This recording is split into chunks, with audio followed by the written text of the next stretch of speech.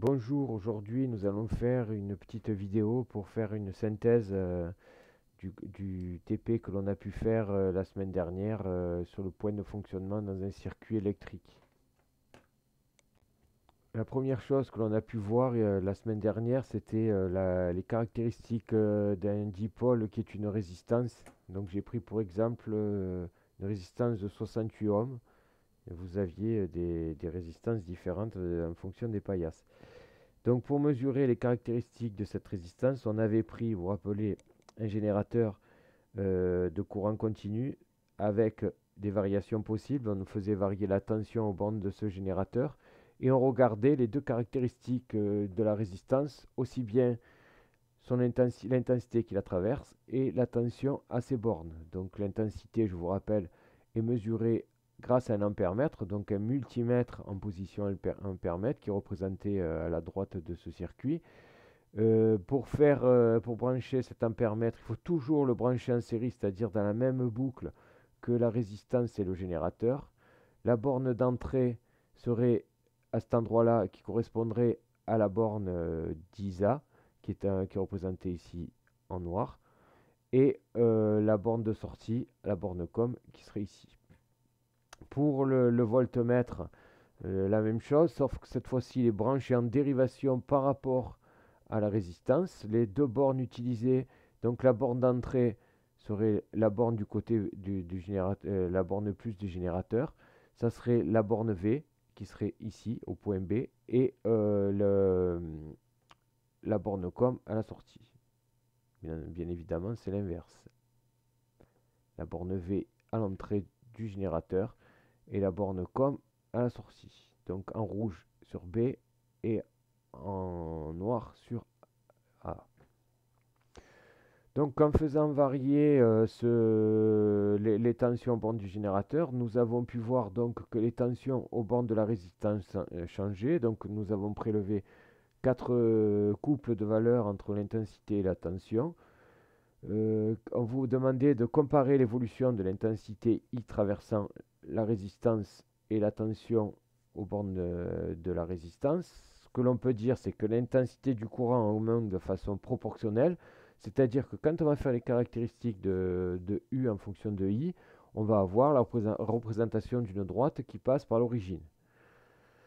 Donc le rapport U sur I est une constante.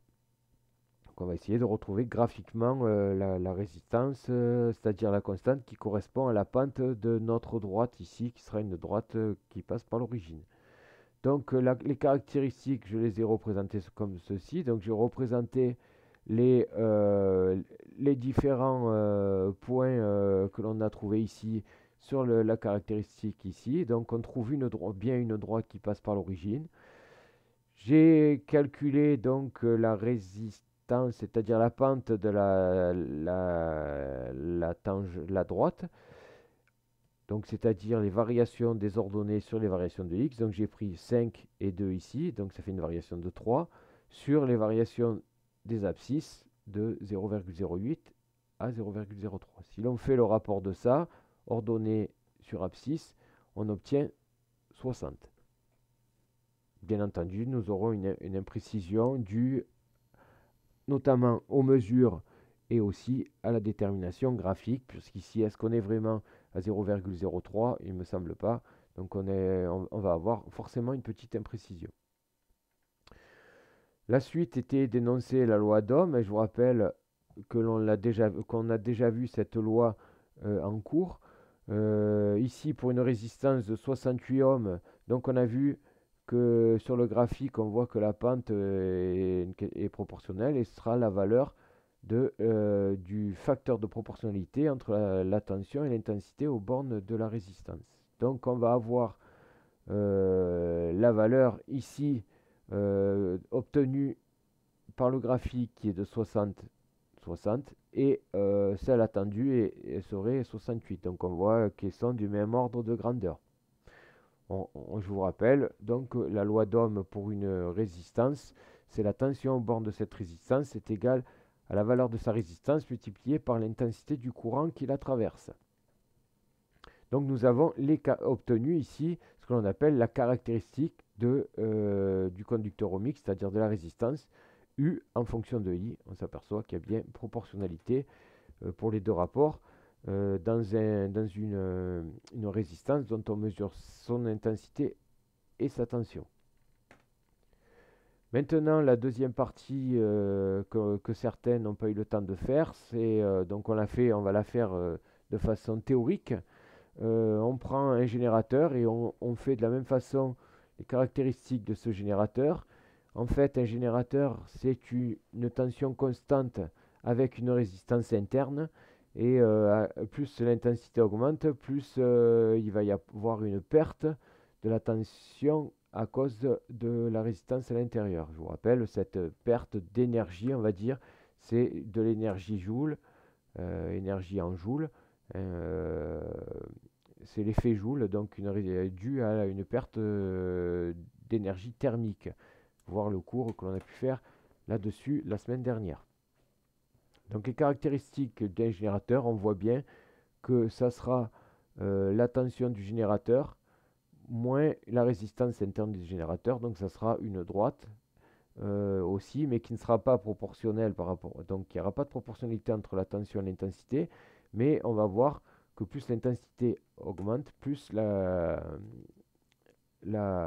tension au bord du générateur va chuter. La résistance que l'on avait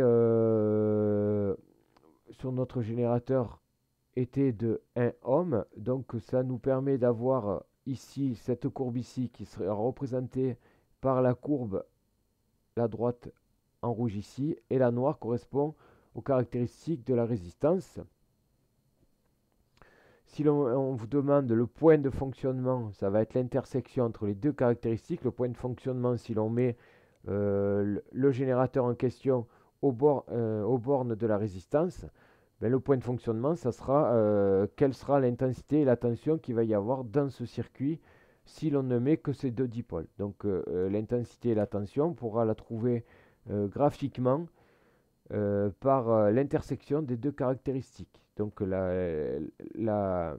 l'intersection entre la droite rouge qui correspond à la tension du générateur et la noire, celle du conducteur ohmique, on voit que l'intersection ici est de 0,9 ampères et de 5,9 volts. Donc après, on avait fait le branchement, il y a très peu de groupes qui sont allés jusque-là. On a fait le branchement du générateur avec la résistance, donc notre résistance de 58, 68 ou 58, je ne sais plus, 68 ampères, 68 ohms, pardon, oui voilà, 68 ohms. On l'a mis aux bornes, on l'a relié aux bornes du générateur et on a mesuré la tension et l'intensité du voltmètre. Donc l'intensité aux bornes de l'ampèremètre et la tension aux bornes de la résistance grâce au voltmètre. Et on a obtenu en effet des valeurs proches de celles trouvées par l'intersection des deux caractéristiques, des deux dipôles, c'est-à-dire le générateur et le conducteur ohmique, c'est-à-dire la résistance. Voilà pour cette petite vidéo. Je vous remercie pour votre écoute et puis on fera un point en cours la semaine prochaine. Au revoir.